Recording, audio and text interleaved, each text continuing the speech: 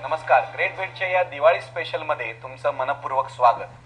आज आपल्या सोबत आहेत राज ठाकरे, पण नेहमीचे राज ठाकरे नाहीत, वेगळे राज ठाकरे, व्यंगचित्रकार राज ठाकरे. आज मी त्यांच्याशी राजकारणाविषयी बोलणार नाही.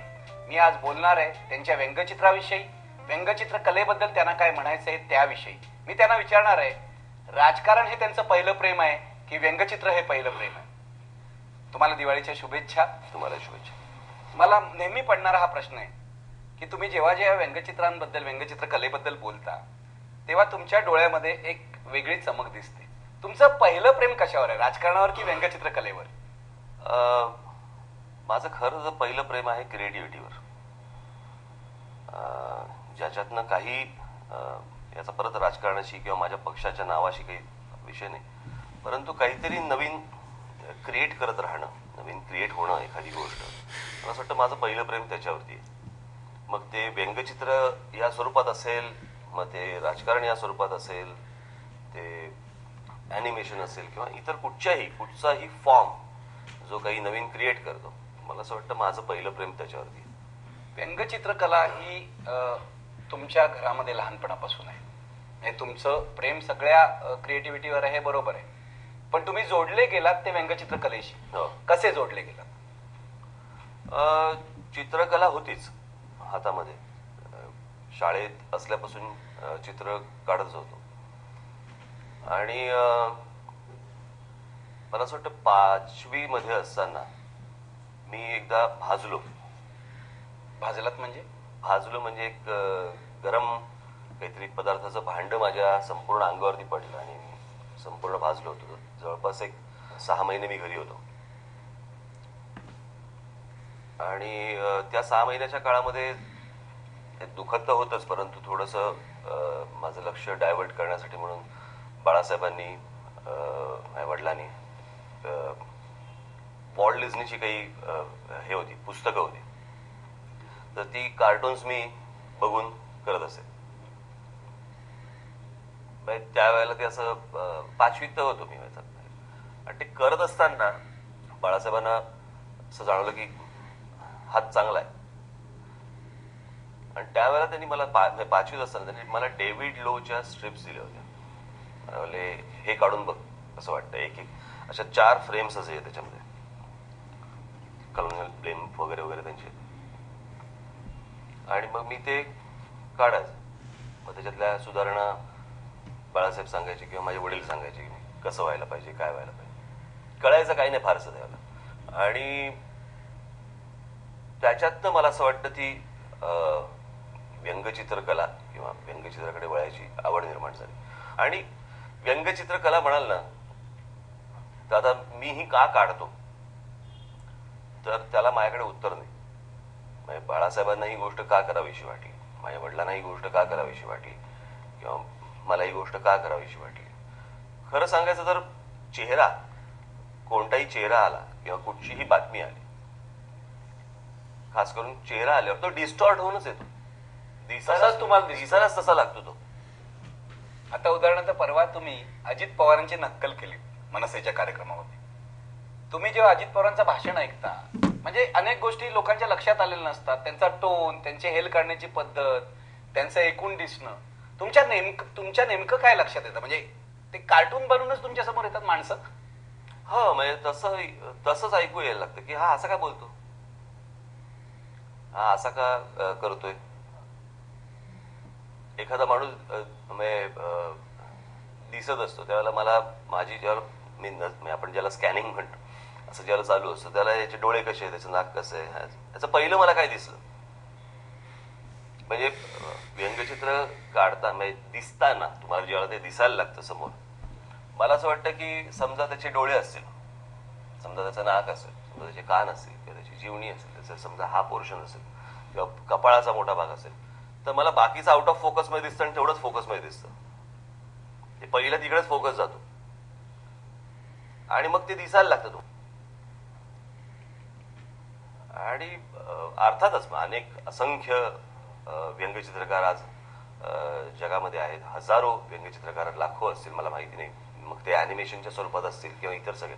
मला असं वाटतं की त्यांची पण बघण्याची प्रोसेस तशीच असावी. तसंच ते त्यांना दिसत असेल. कित्येकदा अनेक जण असे आहेत की आता साधी गोष्ट आपण लक्षात घ्या की समजा आपण पु ल देशपांडेंकडे पाहिलं किंवा आचार्य यात्रेंकडे पाहिलं तर मला असं वाटतं की त्यांना ड्रॉइंग येत नव्हतं, पण तीच गोष्ट ते शब्दात बरोबर मांडायचे. याचं कारण त्यांना ती गोष्ट बरोबर ती अचूक दिसायची. पण असं तुम्हाला कोणामध्ये काय काय दिसतं? म्हणजे खूप राजकारणी आहेत. उदाहरणार्थ तुम्ही मुख्यमंत्री जेव्हा झाले आपले पृथ्वीराज चव्हाण, तेव्हा कोणाच्याही लक्षात न आलेलं त्यांच्या बटीबद्दल बोललात. हे रोज आम्ही बघत होतो, पण आमच्या लक्षात नव्हतं आलं की पृथ्वीराज चव्हाणांच्या कपाळावर एक बट आहे. ती बट तुम्हाला पहिली दिसली का? असं कोणाचं काय काय दिसलं? मग मी त्यांच्याबद्दल बोललो होतो की ती बट नॅचरल आहे. त्यानंतर त्यांनी दुसऱ्या दिवशी सगळ्या वर्तमानपत्रांना चांगला एक फोटो, त्यांचा बट नसलेला फोटो बट कापून पाठवला आणि सांगितलं की याच्या पुढे हा छापा. आता इतक्या फास्ट रिएक्शन द्यायची खरं तर त्यांनाही गरज नव्हती. पण मला ज्यावेळेला मी त्यांना पृथ्वीराज चव्हाणांना पाहिलं जेव्हा ते आले, आता ते कुठेतरी मला असं वाटत होतं की त्यांना चेहरा पाहिल्यावरती मला असं वाटायला लागलं की त्यांची ते केसाची ती पद्धत वरती सरकवायची, नाही जसं ते देवानंदचं असतं ना कोंबडा. डोळ्यामधले त्यांच्या एक जे भाव आहेत किंवा ते जे हसणं आहे त्यांचं, असं पूर्ण चेहरा फाटेपर्यंत हसणं ज्याला म्हणतो आपण, असं ते हसणं, त्यांचं नाक, त्याची जी प्रपोर्शन्स आहेत ती वेगवेगळी विचित्र आहेत ती. तर मला त्यांना बघितल्यावरती असं मला वाटलं की 70च्या दशकामधले ते राजशेखर वगैरे होते ना, राजशेखरच विलन जे होते, मला वाटलं की तसा ह्यांचा चेहरा आहे. याचा अर्थ ते काय विलन आहे तसं नाही होत, पण त्यांचा चेहऱ्याची जी ठेवण आहे ती त्या प्रकारची आहे. म्हणजे तुम्ही विलासराव देशमुखांकडे बघा, तुम्ही विलासराव देशमुखांकडे जर बघितलं तर कुठे कुठे तुम्हाला एक झलक म्हणून तुम्हाला शत्रुघ्न सिन्हा दिसायला लागतो. नीट काहीतरी थोडंसं नीट ऑब्झर्व केलं ना तर जुना शत्रुघ्न सिन्हा जो होता, अशी मान ताट करून काहीतरी त्याच्यामध्ये आहे की जो शत्रुघ्न सिन्हाचा इन्फ्लुएन्स आहे. सो असं ते दिसायला लागतं. आता ते का दिसायला लागतं माहित नाही, पण ते दिसतं तुम्हाला. आणि हे मला वाटत नाही कोणाच्या लक्षात आलं की विलासराव देशमुख, आणि आता तुम्ही म्हणताय तेव्हा माझ्या लक्षात येत आहे अशी मान ताट ठेवण्याची जी पद्धत आहे. कदाचित विलासरावांनी आपल्या तरुण वयामध्ये शत्रुघ्न सिन्हाचे सिनेमे जास्त बघितले असतील, असंही झालं असेल, माहित नाही मला. पण हे मजेशीर आहे. म्हणजे तुम्हाला व्यंगचित्रकाराला जे दिसतंय, हा बघा ना, तो एखादी बंदुकीची बुलेट असते ना, बरं का, बंदुकीची बुलेट म्हणण्यापेक्षा आपण एक कसं कॅप्सूल कशी असते, कॅप्सूल आपण जी खातो ती कॅप्सूल, त्या कॅप्सूल सारखं डोकं आहे अजित पवारांचं. तुम्ही जर नीट हा जर त्यांचा वरड पाहिला तर असं उंच आहे ते सगळं, कपाळ मोठं आहे. आणि मला असं वाटतं तरुण वयामध्ये असताना मी तरुण वयातले जे फोटो पाहिलेत शरद पवार साहेबांचे, तेही तसेच आहेत, ज्याला ते बारीक होते. परंतु तो असा एक उभा चेहरा आहे. कोणाचा आडवा चेहरा असतो, कोणाचा चौकोनी चेहरा असतो, कोणाचा त्रिकोणी चेहरा असतो. आता ते तुम्हाला त्या चेहरा पाहिल्यावरती तुम्हाला ते दिसायला लागतं. ते जे फॉर्म्स आहेत, चांदणी कोणाचीच नसते, परंतु साधारणपणे हे फॉर्म असतात. अण्णा हजारेंच्या व्यक्तिमत्वात तुम्हाला काय दिसतं? व्यंगचित्र म्हणून आपण बघायला गेलो ना, मग कॅरिकेचर म्हणून, तर मला असं वाटतं त्यांचं नाक आणि त्यांची हनवटी ही जर समजा तुम्ही बघितली तर ते जॉईंट व्हेंचर आहे. जॉईंट व्हेंचर आहे ते जॉईंट व्हेंचर आहे, त्याची हनवटी पण आणि नाक पण, ते सगळं मला असं वाटतं की त्यांच्या चेहऱ्यामधला तो जो भाग आहे तो कॅरिकेचरिंगसाठी खूप छान आहे करायला. आणि ते चेहऱ्यातलं त्यांच्या वैशिष्ट्य असं काय म्हणता येईल तर ते त्यांचं नाक आणि त्यांची हनवटी ही जी एकमेकांना. तुम्ही मगाशी असं म्हणालात की लहानपणी तुम्हाला वॉल्ट डिस्नीची पुस्तकं आणून दिली बाळासाहेबांनी? आणून नाही दिली, ती होती घरी. अच्छा, ती घरी होती, तीच घरी होती, ती फक्त माझ्या समोर ठेवली. पण हे सगळं जे आहे म्हणजे तुम्ही काढायला लागलात, तुमच्या मनामध्ये आवड निर्माण झाली, पुढे डेव्हलप कसं झालं? कारण तुम्ही एक महत्वाची गोष्ट सांगितली की व्यंगचित्रकाराला चित्रकला आली पाहिजे, मुळामध्ये रिअलिस्टिक ड्रॉइंग आलं पाहिजे. तर हे तुमचं पुढे कसं डेव्हलप झालं? शाळेनंतर मी जे स्कूल ऑफ आर्टला गेलो आणि जे स्कूल ऑफ आर्टला काय होतं त्यावेळेला, एका बाजूनी मला बाळासाहेब घरी एक पहिली गोष्ट आपण लक्षात घेतली पाहिजे, लहान असल्यापासून मी बाळासाहेब व्यंगचित्र करायला बसायचे. तर अनेकदा मी बाजूला बसून बघत असायचो आणि ते करताना मजा यायची. ते जे बघायला ना, किंवा हे करायला पाहिजे अशी एक जी मजा यायची, त्या आनंदातनं मला असं वाटतं मी या ठिकाणी ओढला गेलो असेल. कारण खूप वर्ष बाळासाहेब स्केच करायचे, माझे वडील इंकिंग करायचे, वडील स्केच करायचे तेच इंकिंग करायचे, असं बरेच वर्ष चालू होतं. बाळासाहेब स्वतः स्केच करायचे आणि ते स्वतः इंकिंग करायचे. इंकिंगला पण ती बघायला मजा यायची. आणि माझ्या वडिलांमध्ये आणि बाळासाहेबांमध्ये जर समजा मी नेहमी म्हणतो की तो स्वभावाचा भाग जो असतोय की बाळासाहेबांमधला एक जो बोल्डनेस किंवा माझ्या वडिलांमधला एक संगीताचा भाग, तर माझ्या वडिलांची जर समजा तुम्ही ड्रॉइंगची लाईन बघितली तर ती खूप थीन आहे आणि बाळासाहेबांची लाईन बोल्ड आहे. बोल्ड. तर कदाचित ती थीन लाईन, कदाचित त्यांचं ते व्हायोलिन आणि ह्या सगळ्या गोष्टी ज्या आहेत त्याची जी त्याच्यामुळे कदाचित त्यांच्या ड्रॉइंग मधली पण लाईन कदाचित थीन असेल, तो स्वभावाने असेल. आणि बाळासाहेबांच्या ड्रॉइंग मधला किंवा स्ट्रोक मधला भाग हा अत्यंत असा बोल्ड आहे. पण तुम्ही या दोघातलं काय घेतलं, कसं घेतलं? काय घेतलं म्हणण्यापेक्षा मला असं वाटतं की कॅरिकेचरिंग एक भाग असतो. माझ्या वडिलांची तुम्ही जर फिल्म स्टारशी केलेली जुनी कॅरिकेचर्स आहेत, इतक्या सिम्प्लिफाईड, इतक्या कमीत कमी लाईन्स मध्ये त्यांनी जी काही कॅरेक्टर्स उभी केलेली फॅन्टॅस्टिक आहेत ती. आणि मला अगदी मनापासून सांगायचं ना, मला एक प्रकार जमला नाही फार, आणि तो म्हणजे पॉकेट कार्टून्स. जमला नाही म्हणण्यापेक्षा मला ना ते तेवढ्याशा स्पेस मध्ये ती गोष्ट करायची. आर के लक्ष्मण मला असं वाटतं किती वर्ष करत आहेत. बाळासाहेब करत होते फ्री प्रेस मध्ये असताना. माझ्या वडिलांनी महाराष्ट्र टाइम्स सुरू झाला त्यावेळेला मला असं वाटतं 61 साली 62 साली महाराष्ट्र टाइम्स सुरू झाला.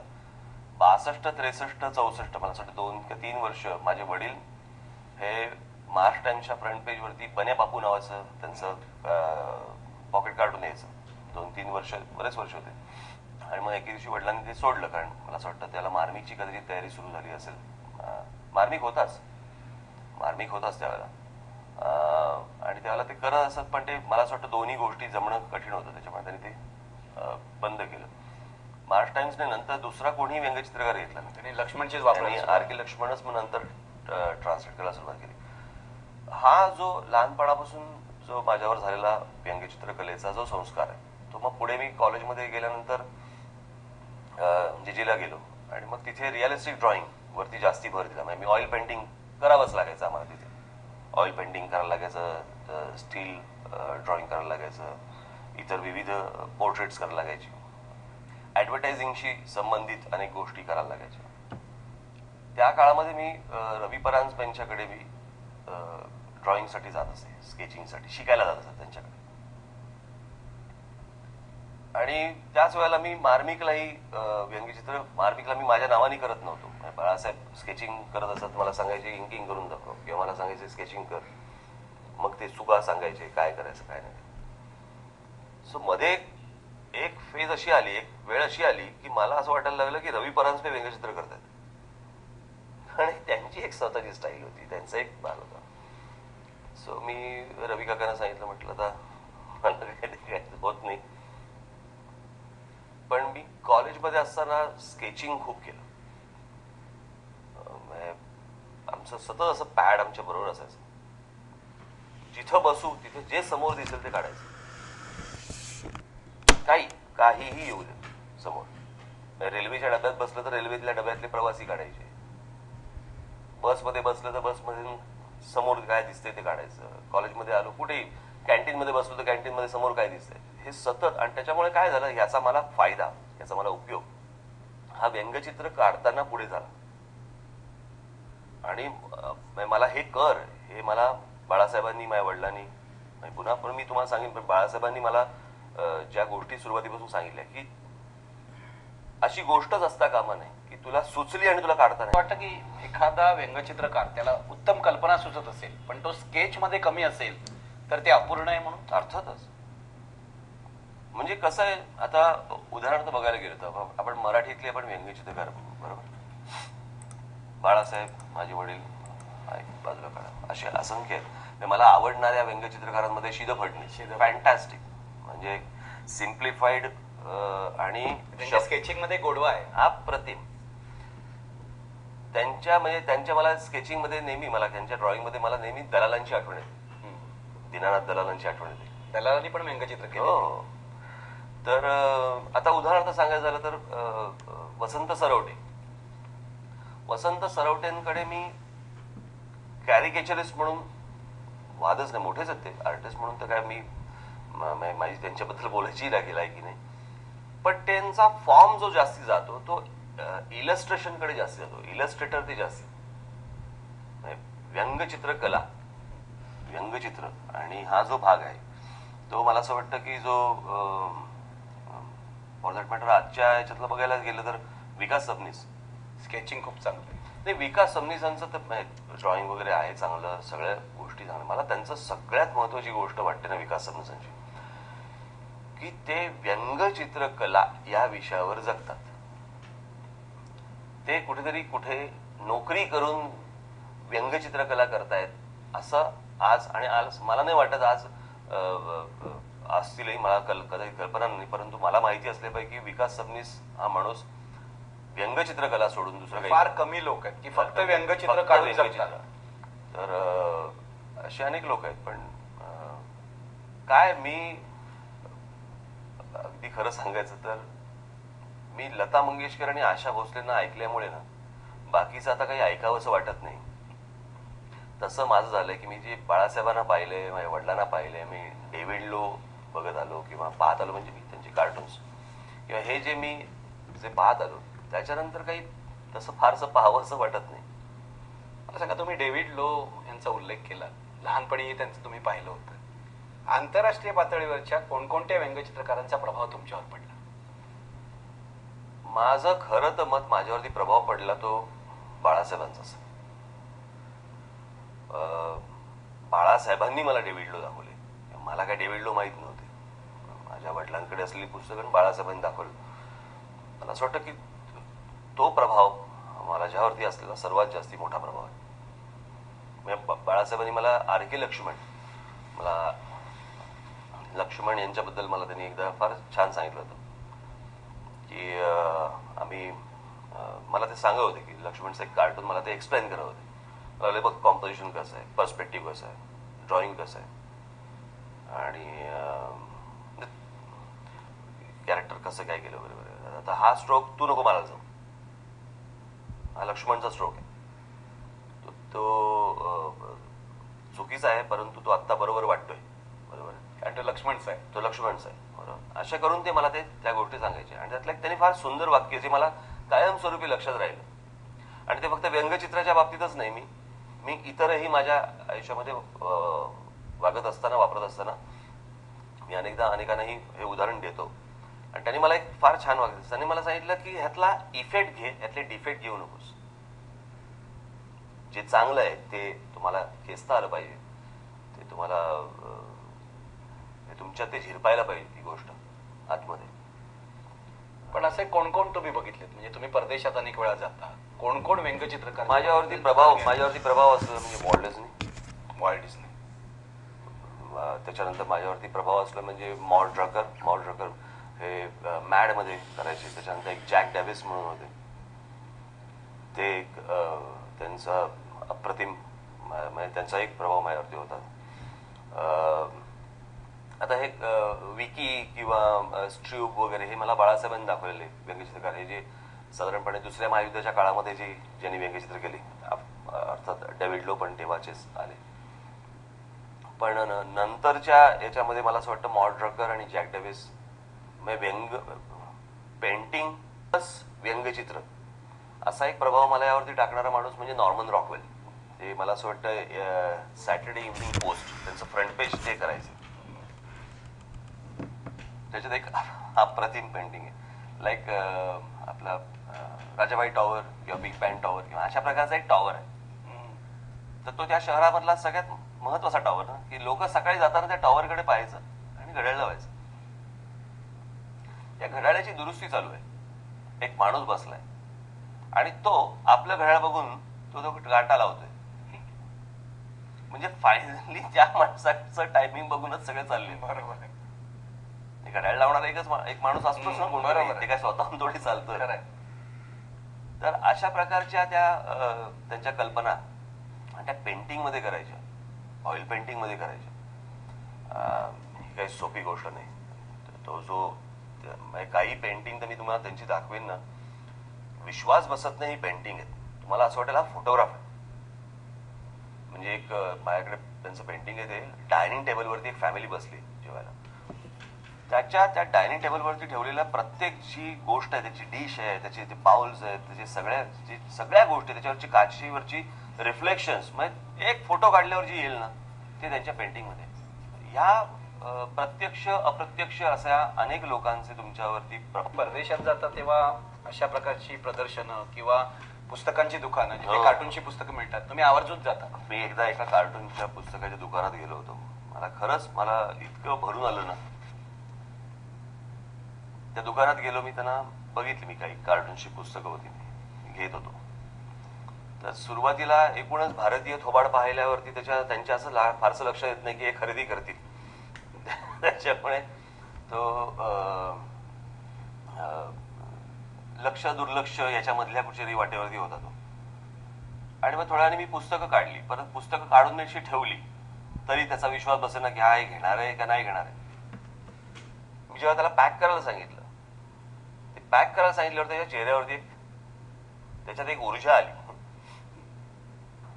आणि तो तिथे एक्झिबिशन चालू होता. म्हणजे दुकान म्हणण्यापेक्षा ते दुकानात सुरुवातीला काही पुस्तकं ठेवली होती, बाकी तिकडे पेंटिंग्स लागली होती काही अशी.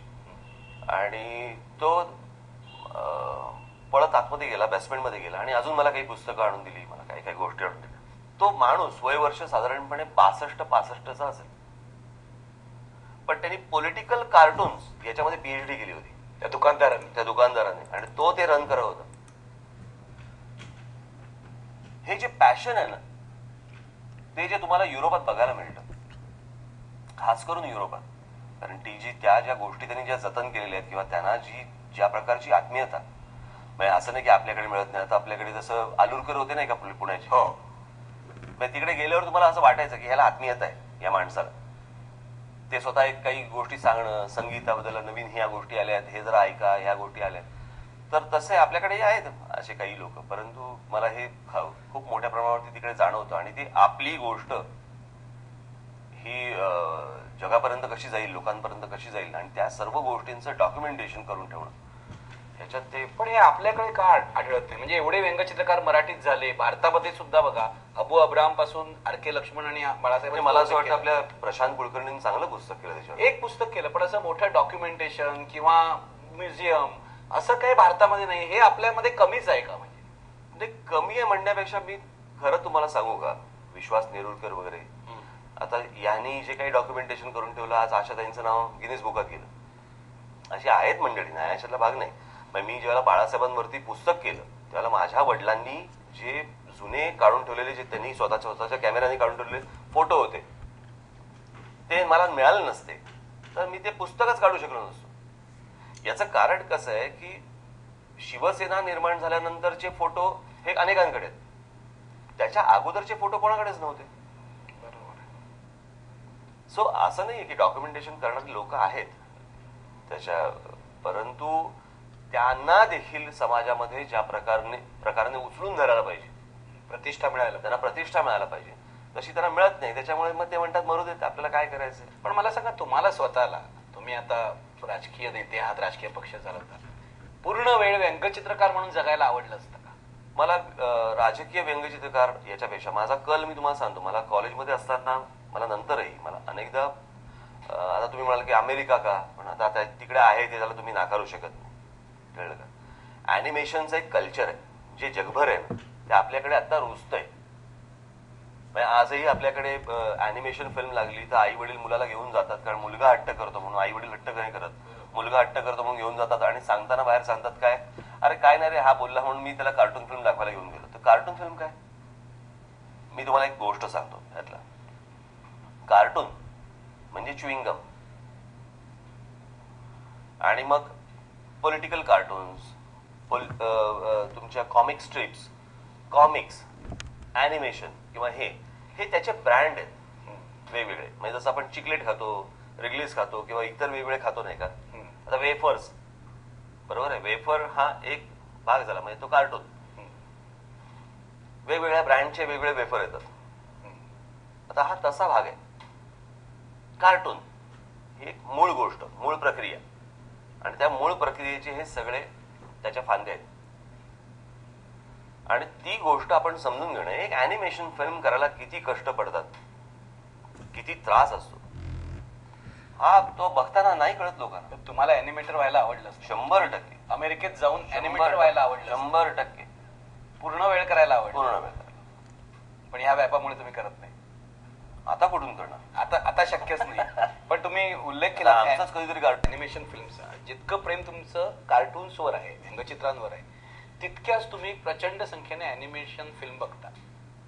हा काय इम्पॅक्ट आहे? म्हणजे वॉल्ट डिस्नेच्या कार्टूनचा प्रभाव तुमच्यावर लहानपणी होता, मोठेपणी त्याच्या फिल्म्स तुम्ही बघितल्या, तुम्ही त्या वॉल्ट डिस्नेच्या त्या सगळ्या त्याची जी पण मी तुम्हाला ते मगाशी म्हटलं त्याप्रमाणे की क्रिएशन, कोणतंही क्रिएशन हे मला त्याच्याबद्दल कुतूहल आहे, प्रचंड आकर्षण आहे मला त्याचं, की नवीन काहीतरी क्रिएट होणं. म्हणजे स्टीव्ह जॉब्स का मोठा हो? म्हणजे त्याने जे उभं केलं, बरोबर आहे, त्याने जो ऍपल जो उभा केला, मग ते आयपॅड असेल, आयपॉड असेल, जी काय असेल ते, पण त्यालाच एक वेल डिझाईनची गोष्ट आहे, ती इतरांना का नाही सुचली हो? आज बघा, पिक्सार सारखी कंपनी त्या माणसाने फॉर्म केली, जी आज वॉल्ट डिझनी बरोबर पिक्सार, म्हणजे आज किती फिल्म्स त्यांच्या, टॉय स्टोरीज आले, इन्क्रेडिबल आले, किंवा बग्स लाईफ आले, अशा अनेक फिल्म्स आहेत त्यांच्या. की एक माणूस अॅनिमेशन मध्ये ही गोष्ट करतो, एक माणूस कम्प्युटरच्या जगामध्ये, लोक रांगा लावून कम्प्युटर घेतात, किंवा लोक रांगा लावून रात्री झोपून, म्हणजे आपल्याकडे रस्त्यावरती झोपून ते आयपॅडची वाट पाहतात, आयफोनची वाट पाहतात. हे विलक्षण आहे. आज वॉल्ट डिझनी कंपनीमध्ये सर्वात मोठा शेअर होल्डर हा स्टीव्ह जॉब्स आहे. अख्ख्या कंपनीमधला 7% शेअर होल्डिंग स्टीव्ह जॉब्सकडे आहे. आता ते नाही आहेत बिचारे, पण आता त्यांचं काय फॅमिलीकडे असं.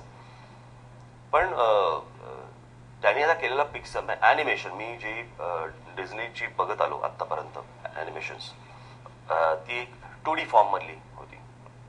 पण ती 2D फॉर्म मध्ये देखील त्यांनी त्यावेळेला 40-45 वगैरे या काळामध्ये त्यांनी त्या 2Dच्या फॉर्मला त्यांनी 3Dचा इफेक्ट दिलाय.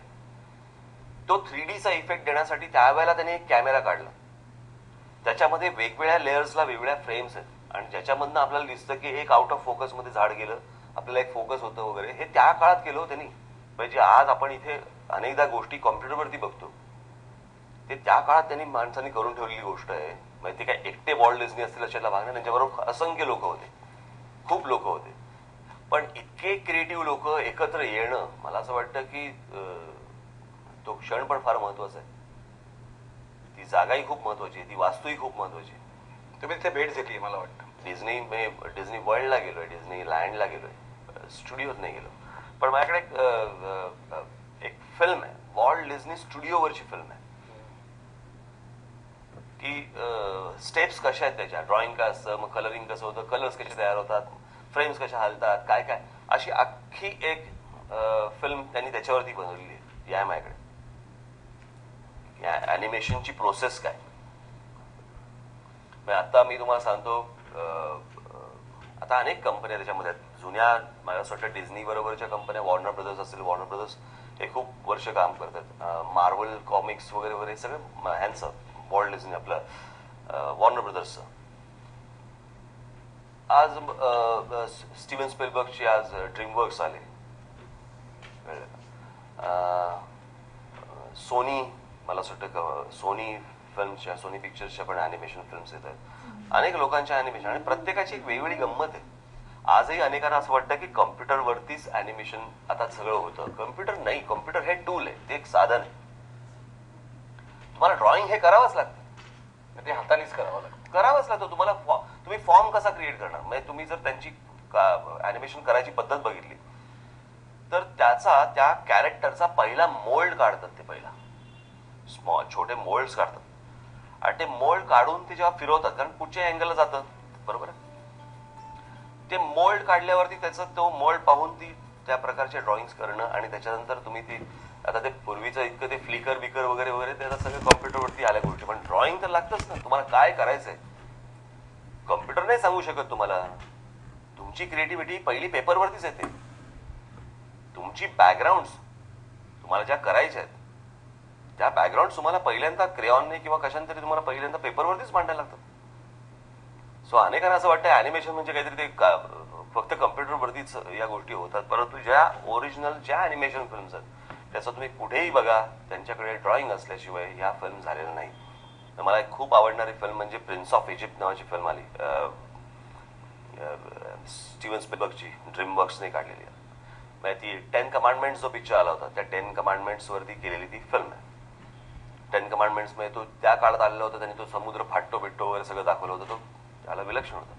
पण या अॅनिमेशनच्या युगामध्ये आताच्या काळामध्ये त्यांनी ज्या प्रकारचं तो समुद्र फाटलेला जी गोष्ट दाखवली, त्याचा साऊंड, त्याचं एडिटिंग, त्याचं प्रत्येक फ्रेम, प्रत्येक त्याचं मी तो सीन इतक्या वेळा बघितलेला आहे की त्याचं ते पाणी जाणं, वरती जाणं सगळं, त्याचा जो फोर्स, त्याचा जो साऊंड आहे, बॅकग्राऊंड स्कोर एक भाग झाला पण त्याचा जो साऊंड आहे, तो साऊंड त्याच्यातनं तुम्हाला जो फील येतो की नाही साला खरंच समुद्र फाटलं.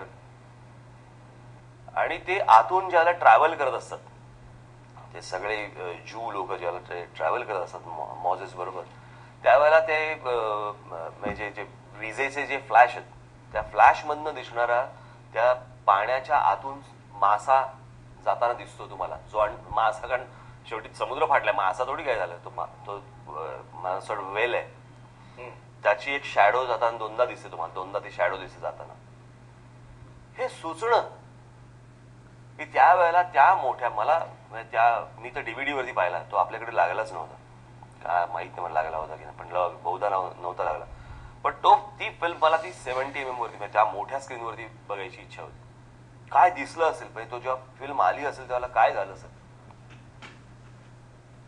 आणि तोच भाग आहे की तो जो 2D अॅनिमेशनचा, 3D अॅनिमेशनचा हा ज्या प्रकारे ते आज खेळतायत आणि ते जे पुढे चाललेले आहेत, मला असं वाटतं की आता आपल्याकडे कुठे आपल्याकडे राममोहन आहेत, राममोहन अनेक वर्ष आहेत आणि जेन्युअनली काम करतात. आपल्याकडे काम करणारे म्हणजे श्याम रामण्णा या कम्प्युटरमध्ये. आता श्याम मला असं वाटतं कुठेतरी थायलंडला तिकडे त्यांनी सुरू केलंय. पण आपल्याकडे लोकांनी प्रयत्न केले, कदाचित आपल्याकडे समज निर्माण व्हायच्या अगोदर राममोहन वगैरे यांनी काम त्यावेळेला सुरू केलेलं होतं. डिझनीची ज्यावेळेला लायन किंग फिल्म आली, मला असं वाटतं ती पहिली फिल्म आपल्या देशात ज्यांनी पैसे कमवले किंवा चालली, पैसे कमवले नाही मला माहित नाही, पण ती चालली. आणि तिथून मला असं वाटतं ती वेळ, त्या वेळेपासून अॅनिमेशनचं थोडंसं एक पर्व सुरू झालं म्हणायला हरकत नाही आपल्याकडे. पण अजूनही तो काही वर्गात तो विषय येतो. पण अॅनिमेशन तुम्ही जर परदेशी जर गेलात, कुठेही गेलात तुम्ही, अमेरिकेला जा, युरोपला जा, तुम्ही जपानला जा, खाली ऑस्ट्रेलियात जा, कुठेही जा, अॅनिमेशन फिल्म लागली की तिथे फॅमिलीच्या फॅमिलीज बघायला जातात. कारण ती गोष्ट ते एन्जॉय करतात, कारण ते त्या प्रकारचा कल्चर, त्या प्रकारचे संस्कार त्यांच्यावरती पहिल्यापासून असल्यामुळे त्यांना ती गोष्ट त्यांना समजते. ती गोष्ट आपल्याकडे अनेकांना समजत असेल, परंतु त्याच्यासाठी म्हणून असे कोणी जाताना मला फारसे काही दिसत नाही. आणि त्याच्यामुळे काय होतं की त्याला जे वर्ल्ड मार्केट आहे त्या गोष्टीला, आता एक टँगल नावाची एक वॉल्ट डिझनीची फिल्म येऊन गेली. माझ्याकडे त्याचं बजेट होतं, त्याचं काहीतरी $260 मिलियन बजेट होतं. $260 मिलियन म्हणजे 1000 कोटी रुपयाची फिल्म झाली. या सगळ्या अशाच, हे सगळे बिग बजेटवाले आहेत. आणि त्यांची अजून एक सगळ्यात महत्वाची गोष्ट मला जी जाणवते या सगळ्या कला आणि या सगळ्या क्षेत्रामध्ये, कला असेल किंवा कुठचंही क्षेत्र असेल, रिस्क नावाची जी गोष्ट घेतात, धोका जो काय पत्करतात तो कमाल, विलक्षण, म्हणजे त्यांना हातच जोडावे.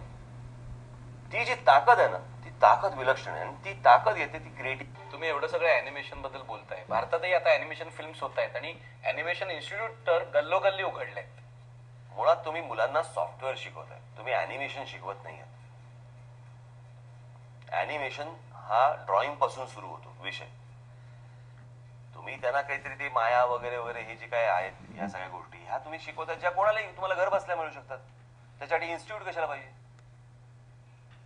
तुम्ही ऍनिमेशन शिकवताना तर ड्रॉइंग शिकवलं पाहिजे.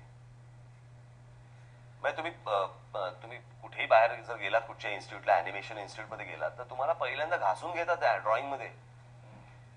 आणि कसं आहे, त्याच्यातून तुम्हाला जाहिराती नुसत्या करायच्या असतील वगैरे वगैरे हा भाग सोडून द्या, परंतु ऍनिमेशन ही जर कला, ही गोष्ट जर तुम्हाला शिकायची असेल तर तुम्हाला ड्रॉइंग शिवाय पर्याय नाही. मगाशी आपल्याला म्हटल्याप्रमाणे सॉफ्टवेअर किंवा कम्प्युटर ह्या सगळ्या गोष्टी हे टूल्स आहेत. मुळात चित्रकला पाहिजे. मुळात ती गोष्ट पाहिजे ना तुम्हाला. तुमचा तो क्रिएटिव्ह फॉर्म येणार कसा? तुम्ही ती गोष्ट क्रिएट कशी करणार? तुम्हाला ती दिसणार कशी? तुम्ही कोणत्याही जर समजा फिल्म्स बघितल्यात, आज अनेक अशा आपल्याकडच्या पण संस्था आहेत ज्या उत्तम काम करतायत, इन्स्टिट्यूट्स आहेत. मला फक्त एवढंच मुलांना सांगायचं आहे, जी मुलं, ज्या मुली, जी तरुण तरुणी जात आहेत इन्स्टिट्यूटमध्ये, त्यांना विचारणं गरजेचं आहे की तुम्ही आम्हाला काय शिकवताय? तुम्ही आम्हाला सॉफ्टवेअर शिकवताय तर आम्ही घर बसल्या करतो. तुम्ही आम्हाला ड्रॉइंग शिकवणार आहात का? तुम्ही ऍनिमेशन ही गोष्ट काय शिकवणार आहात का? कारण बिचारे कसं आहे, ते तिथे त्या इन्स्टिट्यूटमध्ये पैसे टाकतील, सगळं करतील, बाहेर पडल्यानंतर त्याला तशी किंमत नाहीच आहे ना. सो तुमचं त्यांचं ड्रॉइंग हे पॉवरफुल होणं गरजेचं आहे. चित्रकलेवर काम करणं, चित्रकलेवर काम करणं, म्हणजे ज्याला ॲनिमेशन कलेकडे जायचं आहे, मला असं वाटतं त्यांनी ड्रॉइंग या गोष्टीकडे वळणं आवश्यक आहे. की आता बाकी काही जमतच नाही, चला ॲनिमेशन करू, असं होऊन त्यामध्ये त्या मुलाचा, त्या तरुणाचाही काही फायदा नाही, त्या तरुणीचाही काही फायदा नाही, त्यांनाही त्याचा उपयोग नाही. आणि त्याच्यात जर समजा एखादा जो ओरिजिनल क्रिएटिव्ह असेलच, त्याला काय तो कुठेही कसाही पुढे जाऊ शकतो. तुमचं हे बोलणं ऐकताना आणि एकूणच ॲनिमेशन फिल्म्स बद्दल जे तुम्ही बोलताय, असं वाटतं की तुम्ही प्रत्येक सिनेमा हा दिग्दर्शकाच्या नजरेतून बघताय. राज ठाकरे कधीतरी आम्हाला दिग्दर्शक म्हणून दिसणार आहेत का? तुम्ही मागे एक फिल्म बनवणार होता, तशा बातम्याही आल्या होत्या. काय असं काय आहे का तुमचं? माझं ते एक पॅशन आहे, फिल्म हे माझं पॅशन आहेच. मी रोज जवळपास 1-2 चित्रपट पाहतोच, एक तर डोकं शांत करायला. रोज तुम्ही सिनेमा पाहता? रोज, जुने असतील, नवीन असतील, काय जे असेल ते. मी एक फिल्म, जर उत्तम फिल्म ज्या आहेत, मी एक फिल्म साधारणपणे 100 वेळा पाहिलेल्या आहेत. बऱ्याचदा त्या फिल्म्स तुम्हाला अनेक गोष्टी शिकवत असतात, तुम्हाला सांगत असतात. त्या सांगत असतात तुम्हाला एडिटिंग पासून, तुम्हाला लाईट सोर्स पासून, तुम्हाला सगळ्या गोष्टी ते शिकवत असतात. किती मिनिमम डायलॉग्स मध्ये तुम्हाला जास्तीत जास्त गोष्ट सांगायची आहे, किंवा तो तुम्ही जर बघितलं, मी हे जास्ती करून ऑब्झर्व करत असतो आणि जेवढं आपल्याला शिकता येईल तेवढं मी शिकत असतो.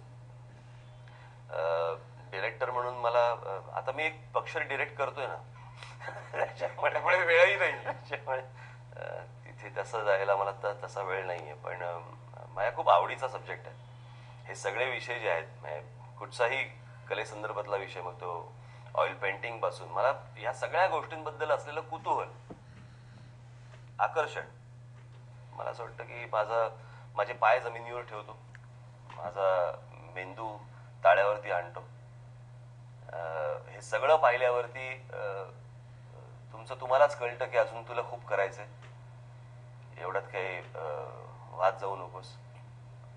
ह्या सगळ्या ज्या जगभरातल्या कला आहेत ह्या तुम्हाला जमिनीवरती आणतात आणि तुम्हाला तुमची जागा दाखवून देतात आणि तुम्हाला नवीन काही शिकण्यासाठी प्रोत्साहन देत असतात. त्याच्यातनं मी या गोष्टीकडे तसा पाहतो. मुलाखतीच्या शेवटी मी तुम्हाला थँक्यू औपचारिक म्हणत नाही, पण एवढं सांगतो, तुमचा एक वेगळा पैलू आज महाराष्ट्राला बघायला मिळाला. धन्यवाद.